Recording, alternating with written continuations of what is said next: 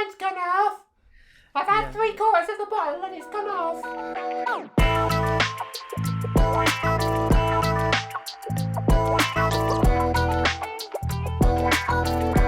Hi guys, and welcome back to the Matt Talks Money podcast. This is episode 7 of What They Don't Teach You in School.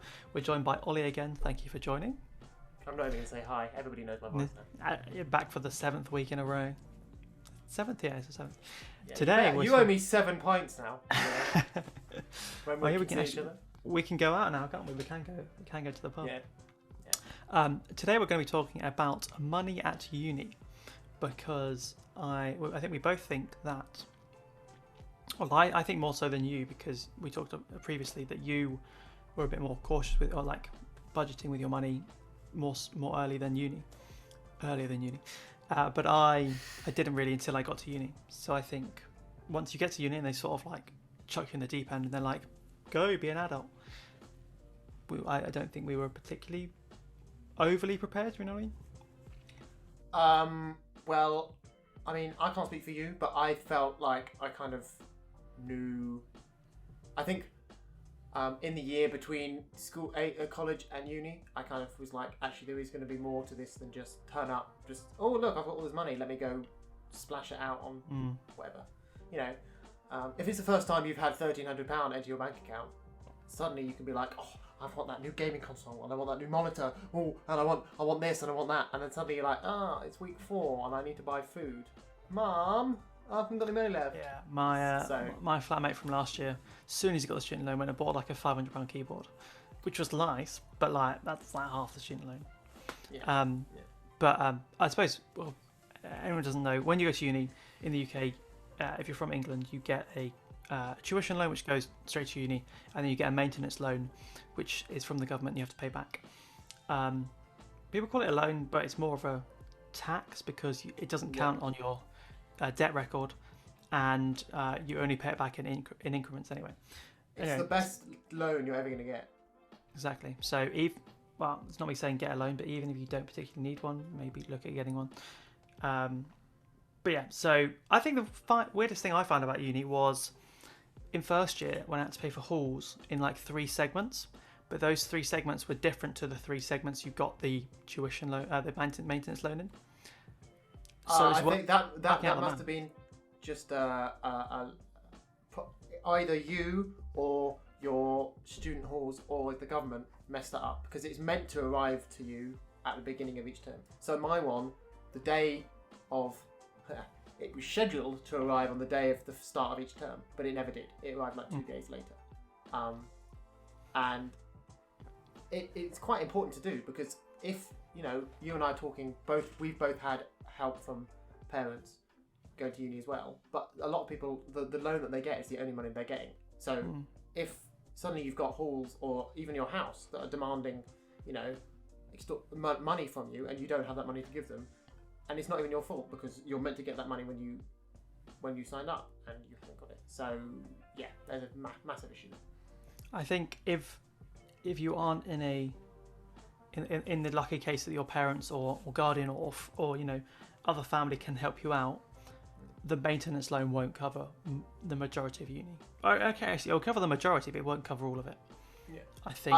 I think we should also talk about the way that the government decide how much money you get. So I don't know if there might be people listening who haven't applied for student finance, but when you apply, they'll question you 1,001 times about who you are, who your dog is, whether you're left-handed, right-handed, whatever. But then they go, what's your household income? And that obviously comes from your parents when you're living at home. And then from that, they assess how much help you need. So what they don't tell you is that uni's designed for you to live off £9,000 of it going to tuition and about £9,000 a year to support yourself. But people who have high-income families will get the minimum, which for first year was like 4,100. Yeah, so every year, without putting your parents' income in, you can get a maximum of about four and a bit. And then once you put your parents' income in, then it can, you know, get capped. So obviously, if you have a millionaire like dad, they're going to cap your loan. If you have no, the absolute minimum is 4,000. The maximum is 9,000. Yeah, that's what I'm saying. So for 4,000, and then if you have a millionaire dad, you might only get 4,001. You know, Yeah. If you have both your parents are out of work, you might get up to, I think, what, 8.5, 9 or whatever it is. It's nine, yeah. But the idea of that is So- not that it's not that people who have high income families are like, oh, they don't need to live off as much. It's that the household that you come from is meant to support you. But so many people, they don't tell you that. Nobody says that. So if there's a kid who's in a high income family who don't particularly want you to go to uni, or maybe you don't get on with your parents, or maybe you live with one and you don't live with the other, and then suddenly, you technically on the system you come from a high income family, but not every family supports, and then suddenly you've got to live off at uni on money that may not even be enough to cover your rent, let alone eat, or heaven forbid go to a pub and have a pint. I think my midway through my uni, my mum got remarried, so technically we moved in with my stepdad, but the student loan company don't see that as not household income. They see it as household, but it's not, it's not my mum and my dad because they live separately. So there's still some flaws in the system they haven't really caught up with. So when for first year, did you have your household income as your mum or your dad? First year it was just my mum, and then I moved midway between first year and second year. I moved in with my stepdad. Yeah. So then it became your household income for first year must have been much lower than it was for second year. Yeah. Yeah. Okay. Yeah. But if you don't have, even if you get the maximum loan, and then you're in halls, which are quite expensive, because actually for anyone, halls are typically a lot more expensive than a house. But I would say go into halls in first year because you'll meet a load of mates. It's where the majority of people go. And then second and third year, you move out into a house, which is probably about, I don't know, mine was about 2/3 of the price, so it's a lot cheaper. What, your house compared to your... Yeah. Yeah, my halls were like 130 quid a week, and my house I'm living in now is like 75. Yeah. And that's per person, so it makes a big difference. But I think one of the good things that uni does is it teaches you about real life, and one of the big things of that is money. So for me, going to uni, I knew I was going to have to budget, so I made a budget before I went, rather than just seeing how I got on and then just dealing with it. I made a spreadsheet, and in that spreadsheet I had how much maintenance loan I was going to get, how much rent was going to cost, how much I was expected to live off, and then how much my parents were willing to give me. And from that, broke it all down about when rent was going out, when I got maintenance loan in, how much I was going to get from parents, when they were going to pay that, and then at the bottom out slotted like weekly amount. And I knew from my student bank account each week I'd have to transfer X amount into my current account, my Starling account, and from that I knew I had, I don't know, 50 quid to live off a week. I think was great because it means sometimes in week 1 you're like, oh, I've got lots of money, let's go to the pub. And then in week 8, you're like, oh, I've got to live off like 30 quid a week now. So it means I know I'm going to have the same amount each week. I remember before going to uni, my mum was like, make a budget. Obviously, it's hard to budget before you get to uni. But I think what I did is I estimated something. And then after like the first term back at Christmas, I sat down with mum and I was like, right, I'm not actually spending this much on this. And, and then adjusted the budget. So I used 2 different methods throughout my uni experience. I've used a weekly method and a monthly method. So when the money comes in at the beginning of the month, I've either gone put it into another account every week and then live off that, or try and live off the whole, I don't know, 350 quid for the month. And I don't know, how do you do it? Because I think both have their benefits. I do weekly. I love that. I did the weekly whilst I was working as well before I went to uni, and it was just great because I found that with monthly, I did try monthly, but obviously some weeks are busier than others, and I was like, I don't know how much is like too much to spend on a month. It's during a month, I knew during a week if I had an expensive day, so if I was like going to the pub, or if I went out for a meal, or I met with mates for coffee, or I like bought something, I knew that one day would only affect me for the next 6 rather than affect me for the next 28. So on a week, forget about rent, bills and stuff. How much do you like live off on a week for like food and stuff? I mean, it changed between first and second year because the amount, all the amounts coming in were different. But it was like I live off like 65, 70 quid. Yeah, I think if you want to be safe for things like because in second year before Corona, we were going to meet each other at our unis and stuff, and that cost like 50, 60 quid for a weekend out in like Birmingham or something like that, which you have to account for. I think. Oh, that was all. Yeah. So for travelling and for like travelling expenses, that all came out of separate money, and also came out of the saving pocket. So if during the week I only spent 40 quid, the rest of that would then go into the savings pocket, knowing that I'd have to travel home, or I was going to travel to a mate's thing, or I was going to go on a night out. And it was great because it meant I could go on a night out and be like, right, I've got 20 quid saved from last week. So if I only spend 20 quid on this night out, I still have all the money that I would have this week, and I've technically could go out twice. Yeah, I think though, if you want to just be safe and include everything, I think a good estimate, if you want to have an alright food shop and things like that, I think it's about 75 quid a week. That probably averages out to, I don't know, 30, 35 quid at a supermarket, depending on where you go. A few nights out are going to cost you 20 quid each a night out, if you want to go eat out and things like that. I saved a lot of money in Corona because obviously I didn't really go out at all. But half the money you spend at uni isn't most of the money you spend at uni isn't actually for uni. It's for all the social stuff.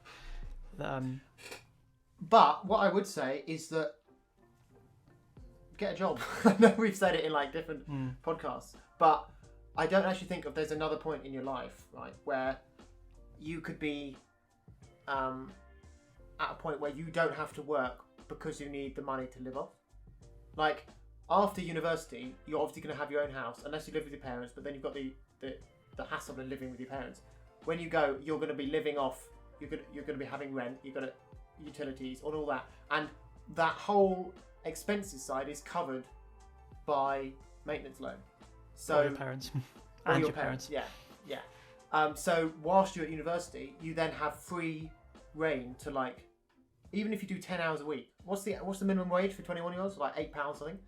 Yeah, that's 80 quid a week to earn, which is on top of what you would live off. And normally, if that was 80 quid when you were in the real world, you'd have to be like, okay, I need to put 50 quid away a week for rent. I need to do 20 quid for bills. Oh crap, I've only got a tenner left. But you now have every bit of money that you earn because you're working is suddenly disposable income.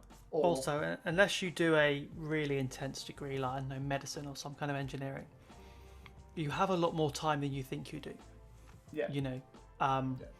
Once you realise that you're in control of your time, and if you get up a bit early, then you've got an extra 2 hours, things like that. Then you always used to take the mick at me. I've had so many jobs at uni, so many various things. Like, I've worked at the football stadium, things like this. But the best job, I think, for anyone at going to uni is to work for the uni. I make it my mission, I hope they're not watching this, every year to try and make back as much of my tuition loan. So I have a spreadsheet and I calculate how much I've earned from the uni through their jobs.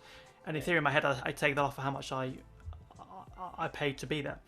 So I think, like, but every uni has student ambassadors, the people that stand at open days, want to answer phones, want to do, cleaning, all this kind of stuff. And they pay really well, to be fair, because the unis have quite a lot of money. And it actually puts you in a good mindset, because I think if 3 years you only have, say, most people have 16 contact hours, then you've got, I don't know, 10 hours of work, 20 hours of work to do across the 5 days. And if you give yourself the weekend, there is still a hell of a lot of time in there, like, within that week, to just piss about and to go. And now it's put me in the mindset of having a job. Has put me in the mindset of, if I have an hour where I don't do anything, I'm like, what am I doing? This is a completely wasted day. I'm just like not doing anything, and I will then get productive again. Whereas if you fall into a trap of, can easily go through a day of literally not doing anything, and just sitting and procrastinating and watching YouTube or on TikTok or whatever, suddenly that becomes okay, and that becomes like just the norm. Oh, today I didn't do any work, and you suddenly become get in that mindset, and you become that person, and then suddenly you get out into the real world, and you're like, oh, I'm not going to try. Oh, I don't have enough time to have a job, or I don't have enough time to have 2 jobs, because I've spent 5 hours today working, which is just ridiculous.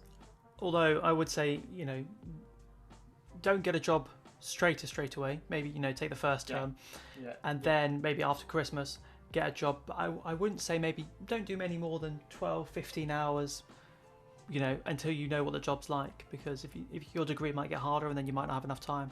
So maybe one day at the weekend, one evening, but you can go work in the pubs, anywhere. Online tutoring is great, or in-person tutoring, because you can charge higher rates. But I worked at the football stadium. It was really social because it was just all uni students, so we all got the bus there together, all worked a shift, and then all went home. It was great, because everyone was my age and was just looking for extra cash. But and you love social things at uni, so you might as well make some money out of it. Yeah. Do you know what I mean? Like, have a social event in a week that, instead of just growing yourself as a person, also earns you a little bit of money. Why not? What? I don't see anyone going, oh, that's a bad idea. So the tips we've got so far are: go watch the last video on budgeting, or whenever that was, a few weeks ago. Whatever. Get a job. Yeah, not straight away though, because otherwise everyone else is out socialising as much as possible, and you're busy trying to work. with a job, as I said, don't get too many hours, because you don't want to be that person that someone goes, oh, do you want to go to the party, to the beach, and you're like, oh, I've got to go work at Sainsbury's, like, see you in 5-6 hours. You don't want to be that. Actually work the hours that nobody wants to work. Work like maybe one day, work like 10 till 4, because then on that day you can wake up and not have to get in ridiculously early, and then in the evening you can either do a little bit of uni work, or you can go out and have fun. And you've got the 6 other days of the week to do whatever uni work you would normally have done during that. And also, it will teach you whether you want to go into that kind of sector later in life. Not that if you're doing a degree you're gonna end up like waiting tables, things like that. But I'm saying, like, I worked in hospitality and it was good, but I don't ever particularly want to have a career in hospitality. Yeah. You've done your bit, but then it's like, nah. Yeah. But it does teach you many skills, like how to deal with what we call Karens and people like that. Sorry, anyone who's called Karen is really nice, by the way.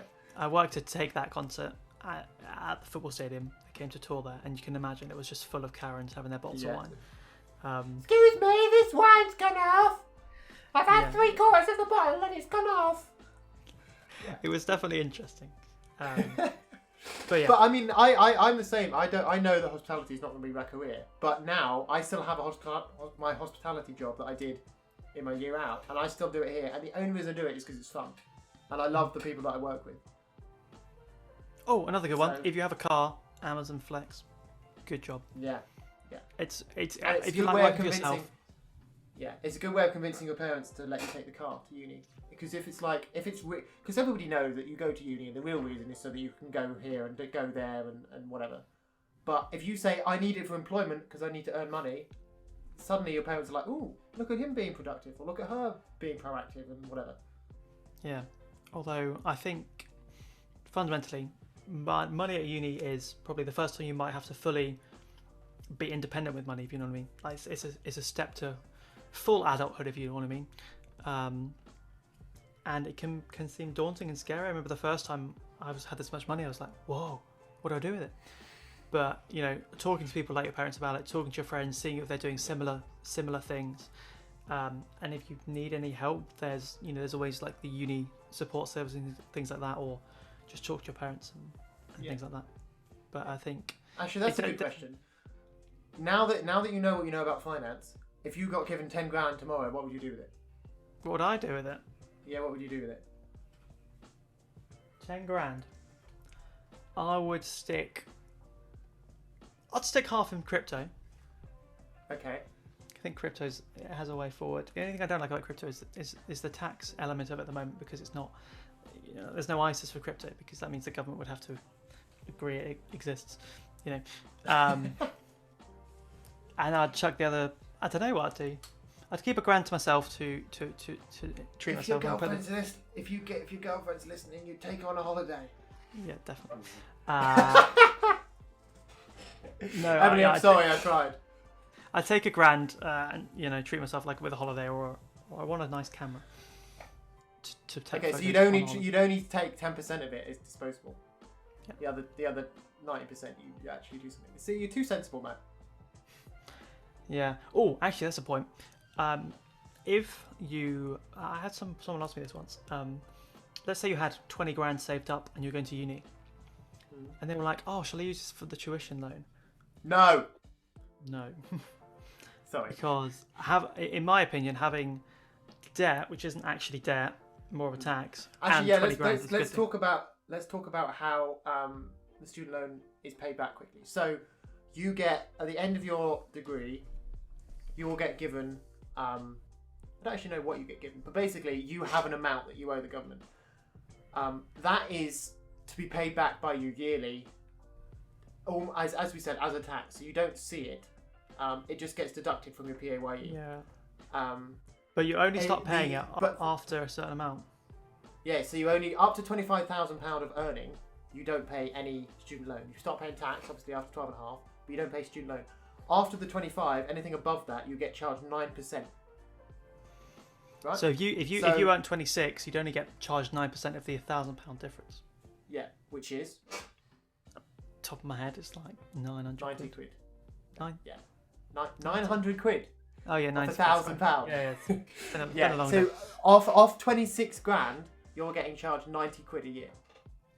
So why you wouldn't do that? Like any other loan you're ever gonna get, you'll get charged much higher than that. It's like almost 1.5 times. Take your 20 But grand. I have to say, stick it in the stock market, and then Yeah, your student loan does earn interest. So the longer it takes to pay back, obviously you are paying interest on it. But that's only from the last day of your degree. It's like it's 3% plus inflation, whatever that is currently. So currently it's like 0.7%. So something like. I remember when I first got mine, it was like 3.56% interest rate. But again, it's not earning interest whilst you're at uni. Yeah, but yeah, so that's a good point. So if you have the cash saved up, save it for uni. You know, keep a chunk to the side, but invest it. And even parents who are offering to pay for uni fees, I would, if it was me, I would rather them take that money and put it in a stocks and shares ISA, even just feed that for 3 years, rather than and let me take the loan, rather than it pay towards uni and I come out of uni with no student loan. Because I guarantee that by the time you finish uni, if you put that money in an ISA, you can pay your student loan off all in one chunk and still have money left over. Yeah, there we are. Cool. All right, I think we're coming to the end. So the 3 things we've finished are talk to people before you go to uni. Talk to your parents. Talk to your siblings that have gone to uni and how they've done it. And then from that, get a budget and then review it every end of term, every end of semester, and get a job. Not too soon and not too many hours, but get a job, because who doesn't like a little 100 quid a week to then go splash on whatever you want or invest it. Yeah, and it's a mindset thing. It gets you in the right mindset for work. There we and are. also, take your student loan. Take it. Yeah. Not financial advice, but take it. There we are. Next week is scammers. We're talking about scams. Yeah, scams. Wow. Yeah, we find out the whole Matt Talks Money podcast is a lie. It's a whole scam. Take money out of you. Yeah. Now that'll be interesting actually, because I've come across quite a few, but you'll have to wait till next week for that. Now I'm hoping that your plant is still going to be there next week. No, I'm going back to. Nah. What do you mean? This is your really nice, pretty room that you've now got. It's my really nice feminine room. No. Okay. Thank you guys for listening. We will see you next week. Thank you, Ollie, again, and adios.